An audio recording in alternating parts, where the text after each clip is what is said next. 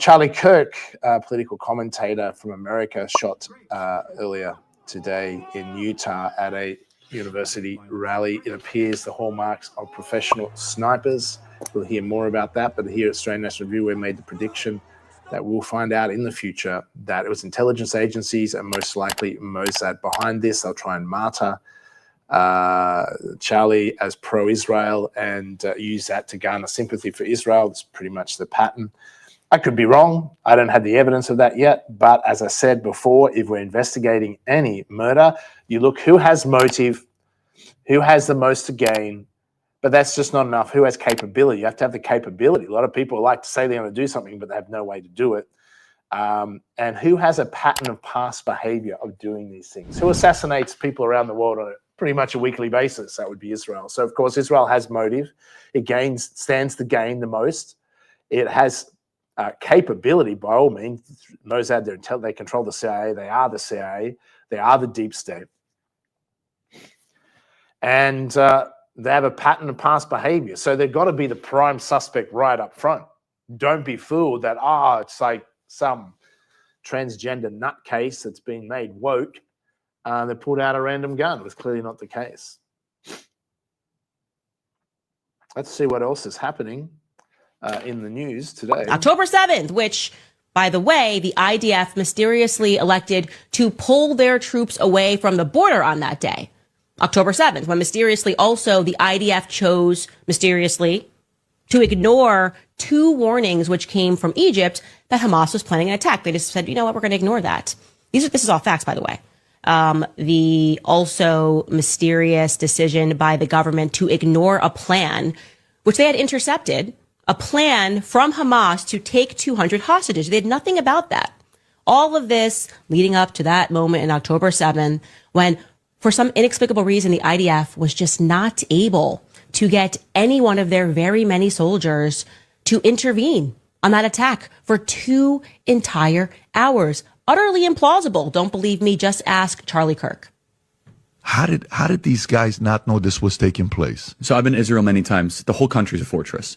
When I first heard this story, I still have the same gut instinct that I did initially. I find this very hard to believe.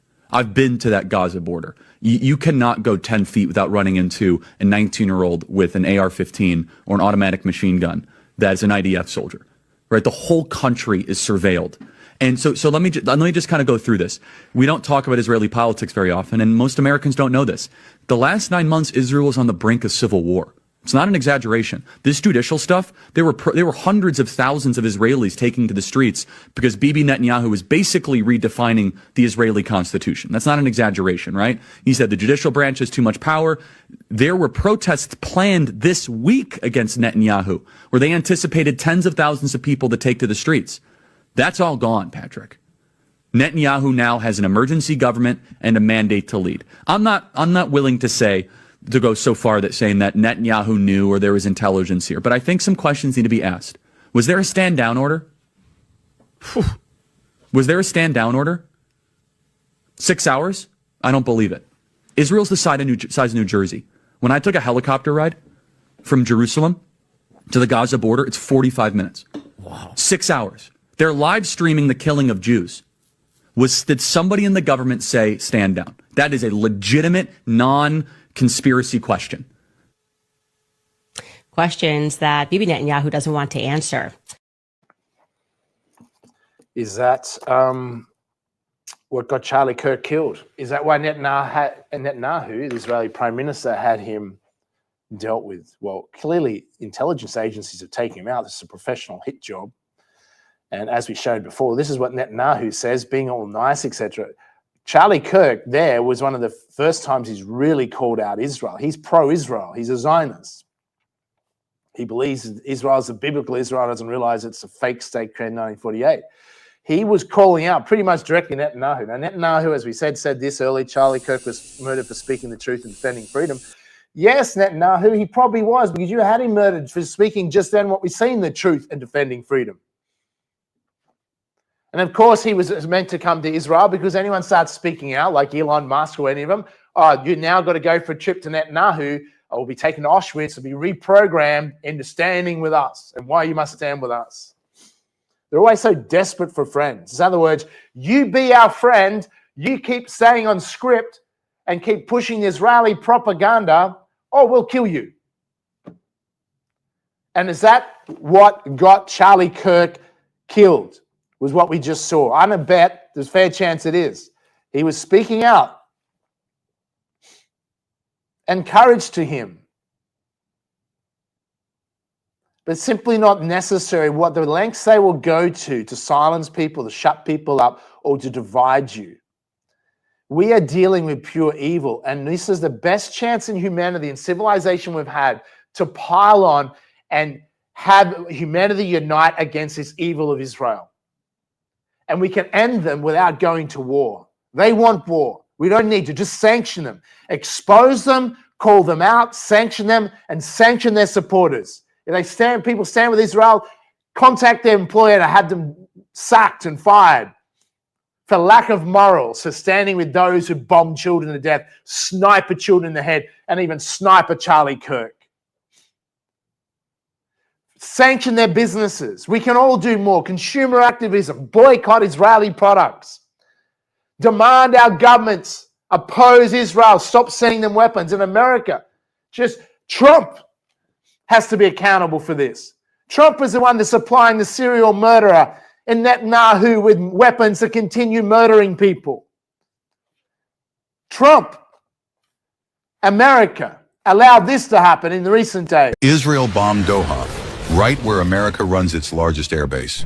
Don't be fooled. No jet could cross those skies without U.S. approval. This wasn't Israel acting alone. It was a joint signal of power and betrayal. Every radar around Al Udeid Air Base would have tracked the attack. Washington's complicity is undeniable. By allowing this strike, the U.S. proved that Qatar's so-called ally status collapses the moment Israel demands protection. Qatar is now the 10th country hit by Israel since October 2023. From Gaza to Lebanon, from Syria to Iraq, Iran, Yemen, and Egypt, to international waters near Malta, the flotilla ship in Tunisia, and today, Doha. Netanyahu's doctrine erases all borders, expansion without restraint, violence without accountability. This is the blueprint of Greater Israel. Hamas leaders were in Doha, reviewing Donald Trump's latest ceasefire plan when Israel struck. This is the pattern. Dangle negotiations, keep them busy, then assassinate them mid-talks. Israel does not want peace, only impunity. Reports emerged that the delegation, headed by senior official Khalil al-Hayya, survived the Israeli strike in Doha. Sources told news outlets. But survival doesn't change the outcome.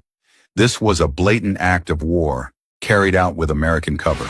By green-lighting the Doha strike, Washington and Tel Aviv delivered one chilling message. Arab sovereignty exists only at Israel's convenience. No capital is safe, not even under America's shadow. What do you think this means for the region? Share your thoughts in the comments and follow Map Narratives for more world-changing stories, one map at a time. And can you believe this? You know, America is complicit. America is a colony of Israel. Now, Trump and them can't go, oh, we didn't authorize it. It is impossible to happen. They are aiding and abetting. And here's the sick pattern of Israel. They did it to Iran. They pretend and have Trump, let's go. Trump goes in as a Trojan horse. Let's negotiate peace. So they've got the Iranian commanders in one location to discuss and finalize a peace deal that Trump puts to them. The good cop. Yeah, we'll agree to peace here. Can you agree to this? They get them in a location to do it, and then they assassinate them. Hamas in Doha. Now, let's remember who funded and paid money to Qatar to have Hamas's head office open in Qatar. Israel did. Who started Hamas? Israel. Who funded them up to 2012? Israel. Who begged Qatar to fund them ever since? Israel. Who shuffled 1.4 billion in US dollar notes to them since? Israel. They create the terrorists to have an opposing opposition so they can fool dumbed down Westerners who watch fake news that's owned by fake Jews who print fake money out of fake people because they'll believe anything.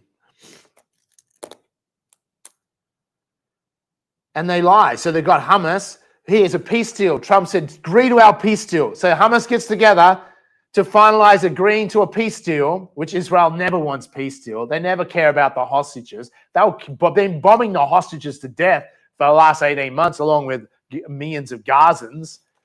Millions of Gazans have been under bombs, 377,000 of them missing, 100,000 dead. Where's the other 277,000 are missing? Likely under the rubble, pretty dead, and starving the other 2.5 million of them, and forcing them to leave. So as soon as Hamas gets together to discuss it, they drop a bomb on a foreign country to try and wipe them out. It's like, how do you deal with these people? There's zero trust. Here, we're going to do a peace deal. Let's get together to discuss the peace deal. No, what they're secretly doing, there is no peace deal. They don't want peace. They're just using Trump as a moron or a Trojan horse. I tell them we're going to have peace and then get them together and bomb the shit out of them. Twice now. Who would trust them? No one can trust them. And should Iran wait for Israel to attack it again, or does China, Russia, and Iran have to step up for the world and go, this is a rogue, fake state. They're a dangerous nuclear-powered state, and they must be dealt with once and for all. Either regime change and get rid of Netanyahu, or there has to be forces go in and destroy Israel. And Israelis, I've told them a year ago, leave Israel. Flee while you can. The writing's on the wall. Israel is psychopathic. Netanyahu's a psychopath. And they want World War III and a biblical prophecy. And they're just begging to be wiped off the map. Now, we hope that we can get rid of Israel without war. Just sanction them to death and everyone pile on, getting educated and expose them and start sanctioning their supporters. So the few dumb slowest in the class still standing with Israel, still believe, oh, what about the hostages or Hamas is evil bullshit, still fall for the Israeli propaganda and don't know Israel's tricks and deception. They're still foolish, dumbed down people that swallow fake news and have become so fake they can't determine what's good or bad. And then enough people, Israel's losing support massively. So there's more can be done, but it's up to us to be educated, independent media. That's what we do.